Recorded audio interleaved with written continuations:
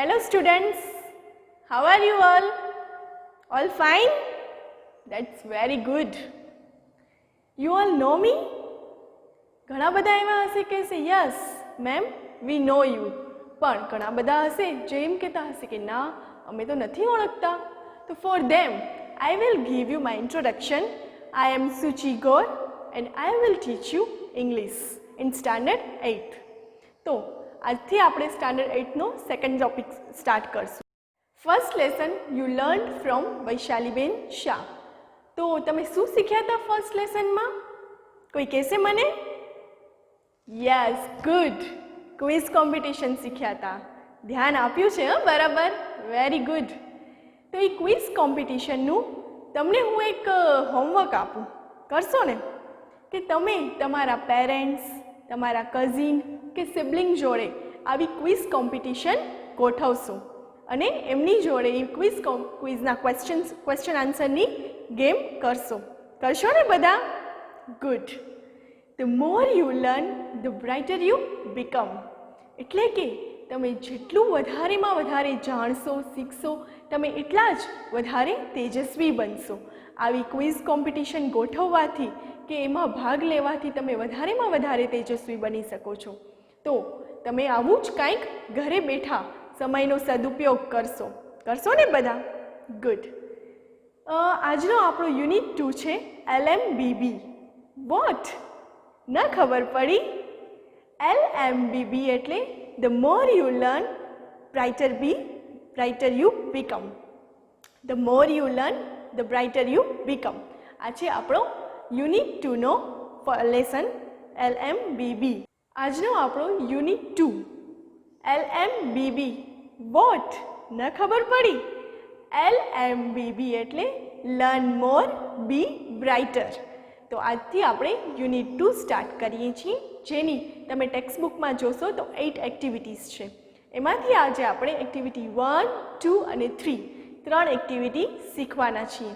તો all students ready? Good. તમે તમારી ટેક્સ્ટબુક અને સાથે પેન્સિલ લઈને બધા બેઠા જશો. બેઠા છો ને બધા? વ્યવસ્થિત. સરસ. તો હવે હું જે પણ કાંઈ તમને સમજાવું એ તમે વ્યવસ્થિત ધ્યાન પણ આપજો અને નોંધ કરવા જેવું લાગે ત્યાં નોંધ પણ કરજો. યુનિટ 2ની ફર્સ્ટ એક્ટિવિટી છે પોયમ. તો એ પોયમ આજે આપણે પહેલાં લેશું. પહેલાં હું તમારી સામે પોયમ રીડ કરીશ. After that I will teach you with explanation. Understand all of you? Good. અને તમને એક વાત કહી દઉં કે આ જે ફર્સ્ટ સેમ છે ને એનામાં આ એક જ પોયમ છે, એટલે એક્ઝામમાં પણ આ જ પોયમ પૂછાશે. તો બધા આ પોયમને શીખી પણ લેજો અને એક્ઝામ માટે રેડી પણ કરી લેજો. ઓકે? તો ચલો આજે આપણે હવે આપણું નેક્સ્ટ જે યુનિટ 2 છે એ સ્ટાર્ટ કરીએ છીએ. તો ફર્સ્ટ એક્ટિવિટી પોયમ તરફ આગળ વધીએ. Let's go. Whenever I see others taller than me, I feel that I am small and I wish I were tall. Whenever I see someone overtakes me, I wish my legs were longer to carry me faster. Whenever I hear, "Oh, your friend is such a dear," I feel like asking why, and it makes me cry. Then comes my mother who says, "Don't bother. I love you, my dear," the words I am happy to hear. અહીંયા હું પોયમના stanza read કરીશ અને એની સાથેનું explanation પણ તમને કરાવતી જઈશ. તો ધ્યાનથી સાંભળજો અને નોંધ કરવા જેવું લાગે ત્યાં નોંધ પણ કરી નાખજો. First stanza. Whenever I see other taller than me, I feel that I am small and I wish I were tall. હવે અહીંયા એક નાનકડું બાળક છે જે કહે છે કે whenever he see, કે એ જોઈ છે કે other taller than him, કે કોઈ તેનાથી ઊંચું છે, at that time he feel that I wish I were tall, કે ત્યારે એને પણ એવું થાય છે કે કાશ હું પણ ઊંચો હોત તો. Second stanza. Whenever I see someone overtakes me, I wish my legs were longer to carry me faster. હવે second સ્ટાન્ઝામાં the boy feels that someone overtakes him, કે કોઈ એનાથી આગળ જતો જાય છે. At that time he wish that his legs were longer, કે એના પણ પગ લાંબા હોત તો to carry him faster, જે એને ઝડપથી આગળ લઈ જાત. એના પછી થર્ડ સ્ટાન્ઝા આવે છે. Whenever I hear, oh, your friend is such a dear, I feel like asking why, and it makes me cry. હવે જ્યારે કોઈ એને કહે છે કે યોર ફ્રેન્ડ ઇઝ સચ અ ડિયર, કે તારું ફ્રેન્ડ બહુ વાલું છે, at that time he feel to ask him why, શા માટે, એવું એને ઈચ્છા થાય છે કે હું સામેવાળાને પૂછું. એન્ડ આ વસ્તુ ઇટ મેક્સ હિમ ક્રાય, રડાવી દે છે. Fourth stanza, then comes my mother who says, don't bother, I love you my dear, the words I am happy to hear. હવે અહીંયા આ નાનકડા બાળક પાસે એના માતા આવે છે અને એના મમ્મી એને કહે છે કે ડોન્ટ બોધર, બિલકુલ પરેશાન ન થા, I love you my dear, કે હું તને ચાહું છું મારા વાલા, the words I am happy to hear, and these words makes boy feel happy. તમે એક્ટિવિટી 1ની પોયમ ધ્યાનપૂર્વક જોઈ અને સમજ્યા ને? ગુડ. ખરેખર જ્યારે આપણે રિસાઈ ગયા હોઈએ કે આપણે પરેશાન હોઈએ ત્યારે જો આપણા મમ્મી આપણી પાસે આવીને આપણને કહે કે વાલા, કે બેટા ચિંતા નહીં કર, હું છું ને તારી સાથે, ત્યારે તમારો જે ગુસ્સો હોય છે કે તમારું મૂડ ખરાબ હોય છે કે તમને જે તકલીફ હોય છે એ કેવી આમ ચપટી વગાડતા ઉડનછું થઈ જાય છે નહીં? બસ, તો આમાં પણ એ જ કહેવા માંગ્યું હતું કે આપણે દુનિયામાં ગમે તે ખૂણામાં હોઈએ પણ ગમે એવા પરેશાન હોઈએ તેમ છતાં પણ જો આપણા મમ્મી આપણા માથા ઉપર હાથ ફેરવીને કહે કે હું તારી સાથે છું, તો બસ આપણી બધી જ તકલીફ દૂર થઈ જાય છે. એના પછીની એક્ટિવિટી 2 જે આપણે લેવાના છીએ એ આગળ જોઈએ. Let's go. આના પછી આપણે એક્ટિવિટી 2 જોશું. See the picture and study the information. અહીંયા એક પિક્ચર આપેલું છે બુર્જ ખલીફાનું. આપણે એ પિક્ચર જોઈશું અને એનું આપણે ઇન્ફોર્મેશન પણ મેળવશું. હવે એની ઇન્ફોર્મેશન હું ઇંગ્લિશમાં રીડ કરીશ અને એનું ગુજરાતીમાં ટ્રાન્સલેશન પણ કરીશ. તમને જ્યાં પણ નોંધ કરવા જેવું લાગે ત્યાં કરવાનું ચૂકતા નહીં. First, Burj Khalifa is the tallest building in the world, કે દુનિયાની સૌથી ઊંચામાં ઊંચી બિલ્ડિંગ છે Burj Khalifa. It is the skyscraper in Dubai. Skyscraper એટલે કે ગગનચુંબી. દુનિયાની સૌથી ઊંચી જે બિલ્ડિંગ છે દુબઈની એ ગગનચુંબી ઇમારત છે. It has 163 ફ્લોર્સ. ફ્લોર્સ એટલે એના જે 1, 2, 3 એવા જે માળ હોય ને એને ફ્લોર્સ કહેવામાં આવે છે. એ 163 માળની બનેલી છે. Its height in 127.8 metre. એ 827.8 મીટર હાઇટમાં છે, જેને ફીટમાં લેવું હોય તો 2722 ફીટ છે. It is the tallest manmade structure in the world. દુનિયાનું માનવ નિર્મિત સૌથી ઊંચું બાંધકામ છે. Its base is 3,33,100 square feet. એનો જે પાયો છે એ 3,33,100 સ્ક્વેર ફીટમાં બંધાયેલું છે. It has the longest water supply line. એની જે પાણીની લાઇન છે એ લાંબામાં લાંબી છે. It has the longest lift. એની જે લિફ્ટ છે નીચેથી ઉપર જવા માટેની કે ઉપરથી નીચે આવવા માટેની જે લિફ્ટ છે એ લાંબામાં લાંબી છે. It's cost of construction was $1.5 billion, કે એનું જે કન્સ્ટ્રક્શનનું બાંધકામનું જે ખર્ચ છે એ યુએસના ડોલરમાં 1.5 બિલિયન એટલે કે અબજનું છે. It is the most expensive building, અને એ સૌથી મોંઘામાં મોંઘી બિલ્ડિંગ છે. તો ચલો હવે આપણે આ બુર્જ ખલીફાના વિશે માહિતી તો મેળવી, હવે એનો એક વિડીયો જોશું ને. Let's go. Burj Khalifa holds the following world records. Tallest building in the world. Tallest man-made structure in the world. Highest observation deck. Tallest freestanding structure in the world. Largest number of stories in the world, 200 plus with 160 habitable stories. Highest occupied floor in the world, level 160. World record for vertical concrete pumping. Tallest service elevator in the world, and world record for the highest installation of an aluminum and glass facade. Even the flight paths had to be changed when the tower was built.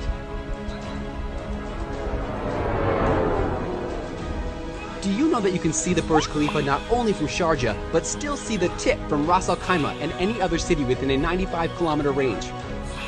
If you enjoy the sunset, you can see it twice a day. Just enjoy it downside Burj Khalifa, then go up to the 150th floor and fully enjoy it again. Pretty cool, right? 3 times as tall as the Eiffel Tower.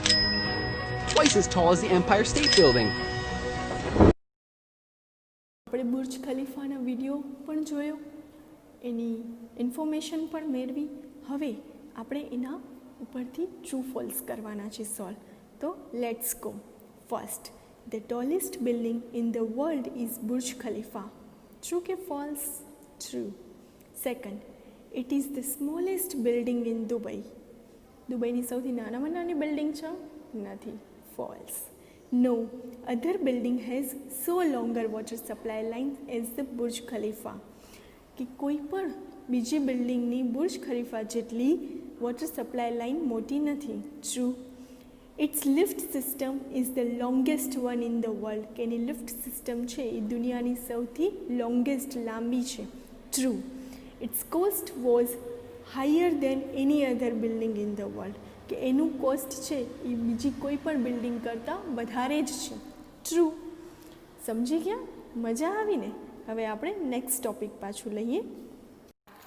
આપણને unit 2માં એક grammar topic આવે છે જેનું નામ છે degree of comparison, જેને આપણે ગુજરાતીમાં તુલના પણ કહીએ છીએ. હવે આ તુલના વિશે આજે આપણે શીખશું. In English there are 3 types of degrees: the positive degree, the comparative degree and the superlative degree. First of all, we will learn about the positive degree. The positive degree is used to refer to one object, person or place without making any comparison. શું કહેવા માંગે છે? કે જ્યાં કોઈ જ comparison નથી એ ડિગ્રીને આપણે પોઝિટિવ ડિગ્રી કહીએ છીએ. For example, she has a big house.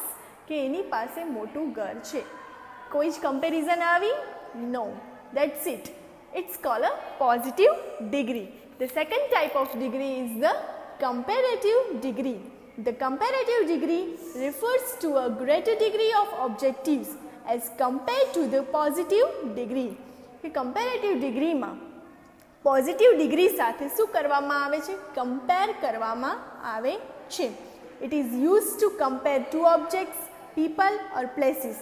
કે આની અંદર બે ઓબ્જેક્ટ, બે પ્લેસીસ, બે પીપલ વચ્ચે કમ્પેર થાય છે કે આ પીપલ વધારે સારું છે કે આ જગ્યા વધારે સારી છે કે આલી જગ્યા વધારે સારી છે, મને આના કરતાં સારા માર્ક્સ છે કે આને મારા કરતાં સારા માર્ક્સ છે.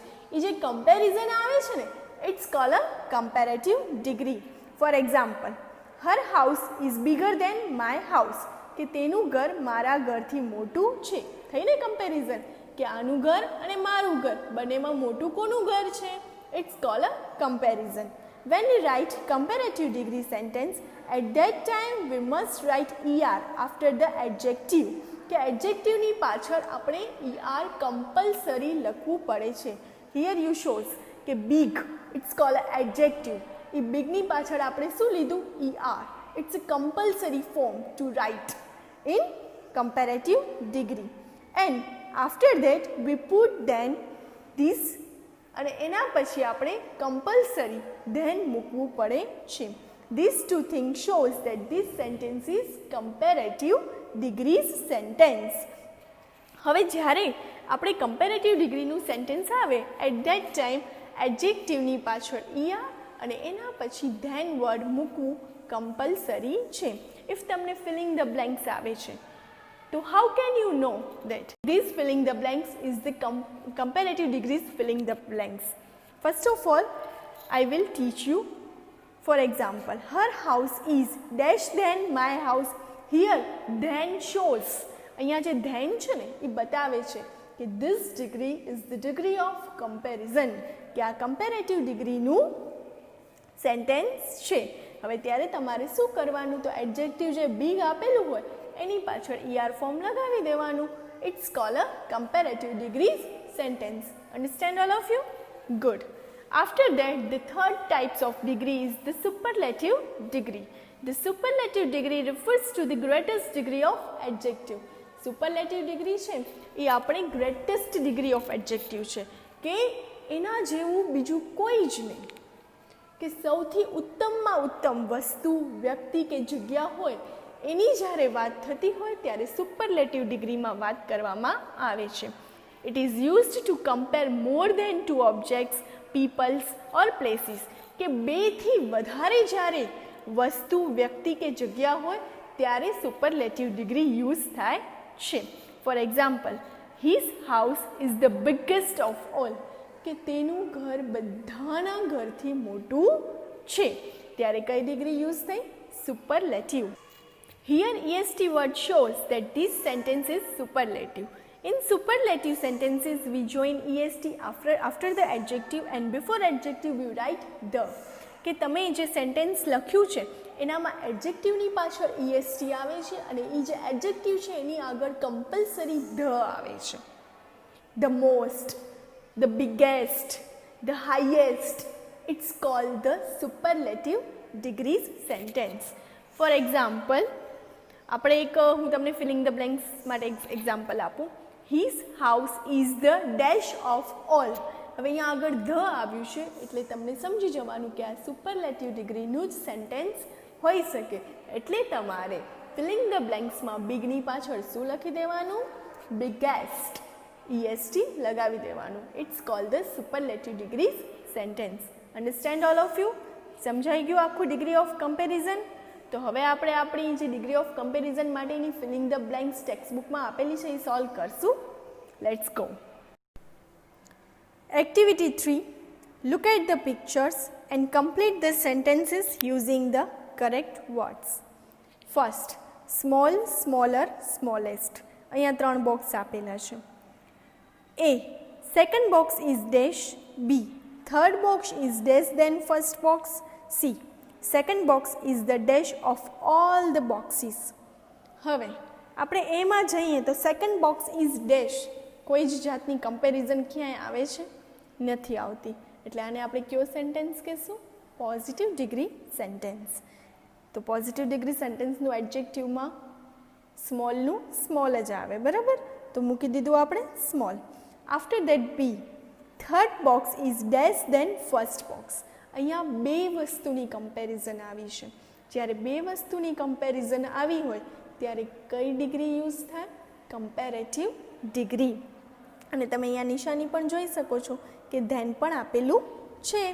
તો ફિલિંગ ધ બ્લેન્ક્સમાં આવશે શું? Smaller. After that C. Second box is the dash of all the boxes. આનામાં બે કરતાં વધારે બોક્સીસ સાથે કમ્પેરિઝન છે.